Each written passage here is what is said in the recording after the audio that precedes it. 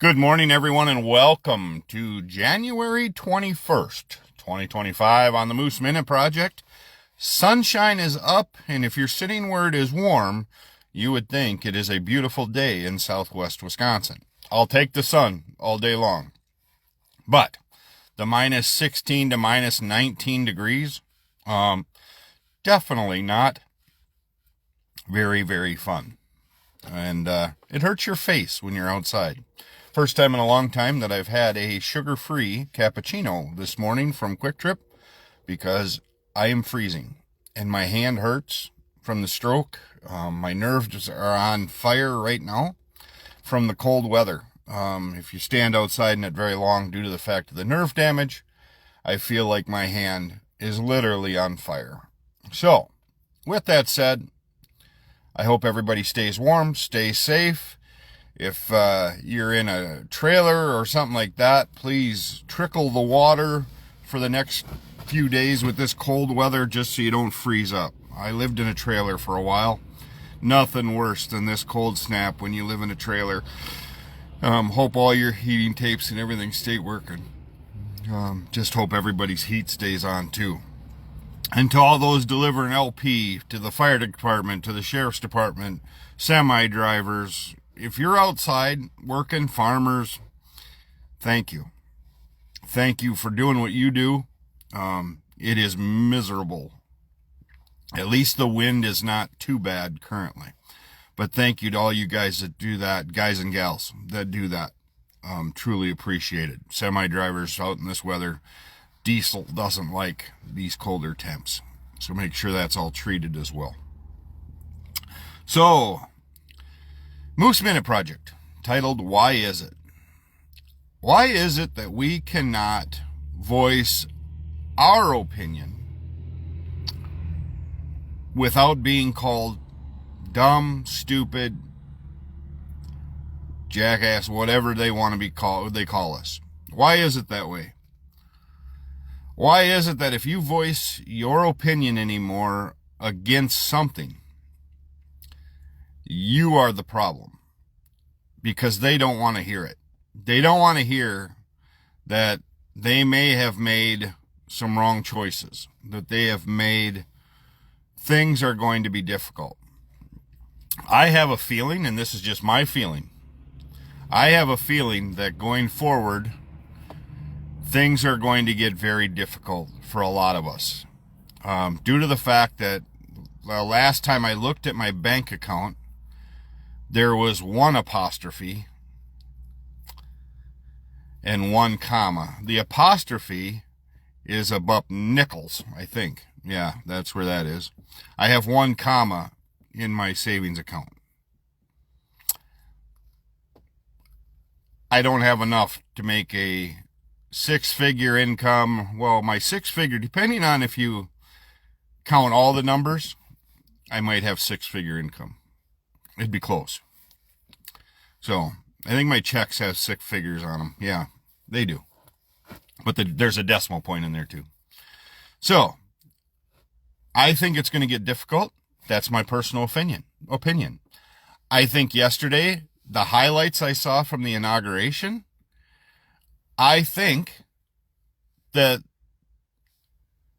people like me and you that, and I can't say you because I don't know who all is watching this, but if you're like me, I don't make 700, 800,000 a year. I don't make that number. I think it's going to be difficult for me because I'm just an ordinary guy. I don't have the influences. I don't have all these tax deductions. I don't have all this stuff to worry about because I don't think I'm in the playbook or the concern for anybody that just took over. The hand gestures yesterday, the things that were, and here's one thing that I will say. The pardons done by presidents to me, I've always struggled with. I've always struggled with the president being able to pardon, except for the turkey. It should be the only really thing that happens. Family members, good friends, rich supporters. That stuff should not happen.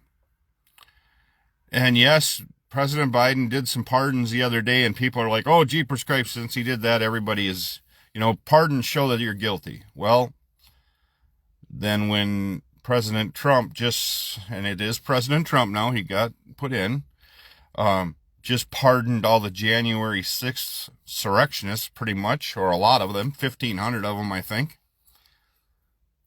What's the difference?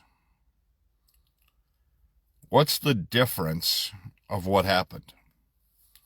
Part of me says the big difference is when he pardoned Hunter.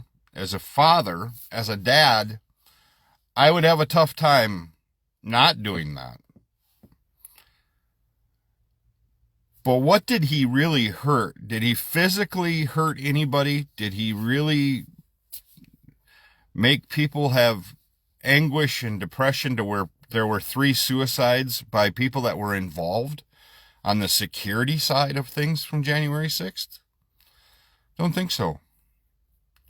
But yet, the ones that we pardoned, yes, that's different because it's Trump.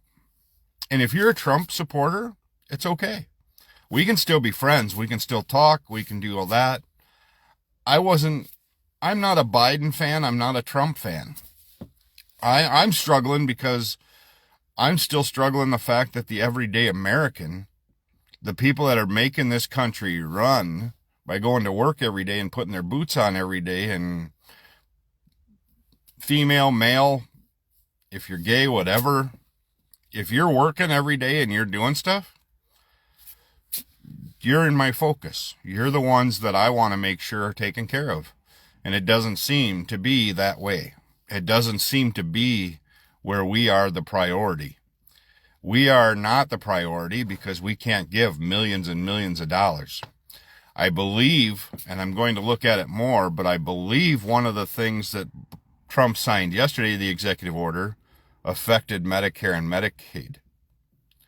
If that is the case, he just affected my family big time because I have families that are that age. My mom needed it because of our unable to pay for her care.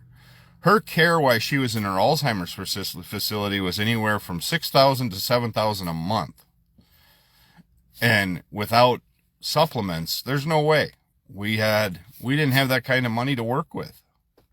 Nor would she have had any money, and really they capped her at $45 a month to something she could live on. So I don't feel good about where we're headed. And I see a lot of things that could be catastrophic in the next few years. I've got friends that own businesses. And if we go through another '08 scenario or '07, there's going to be a lot of my friends probably without jobs. And that to me is scary.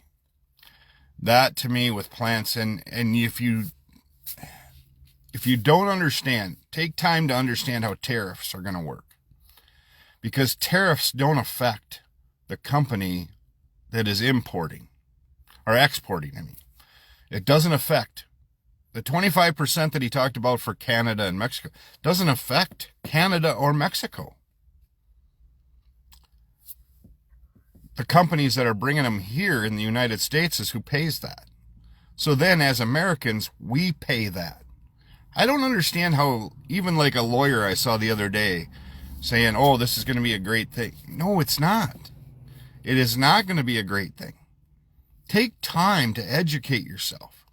And trust me, I am on the lower end of educate. Well, I've graduated from college too, but to discuss this stuff with some people that are supposedly higher up, tariffs are not going to benefit the United States. Look at what we get from Canada and Mexico, and you tell me how 25% tariff, and we can't afford it here in the United States to manufacture, especially from China, LED lights, all of the things that we use here. In mine, we can't afford, people just won't, they don't have the labor rate, and they don't pay to manufacture it. You can't make these lights for that kind of money. You can't manufacture all the stuff that China's manufacturing and bring a company here in the U.S. and expect to do the same thing. It's going to be and don't tell me, oh, once it says made in USA, it's worth $10, $20, $30, $40 more. So I'll pay it. No, you won't. Not if you can get the same thing for $10. Anybody with common sense is going to tell you that. So that's what I have for today. I want to be able to express my opposition to things. And if you look at anywhere on websites or anything else, people are nonstop degrading people for voicing their opposition because they want to hear out of my lips that, oh, he's great, things are going to be awesome, and trust me, it's day one. So I'm going to ride this out because we have no choice. There's only one other choice, is to not ride it out, and I can't move anywhere. I have kids and grandkids everywhere, or be done for ever and go live in a hut somewhere. That might be an option. Yeah, can't do that. But I will ride this out because like I've done it before, and we did it under his presidency before. But sooner or later, people are going to have to open their eyes and educate themselves. Just because all they're saying is, oh, I'm going to have all this money in my pocket now, I'm going to be rich, I'm going to have this stuff. No, you're not. If you're in the tax bracket with me, in that under 60K range, no, you're not. My income, what's in my pocketbook has not changed. I have paid more now because of insurance and tax and everything else. I have more taken out every year out of my taxes, and I still end up paying it.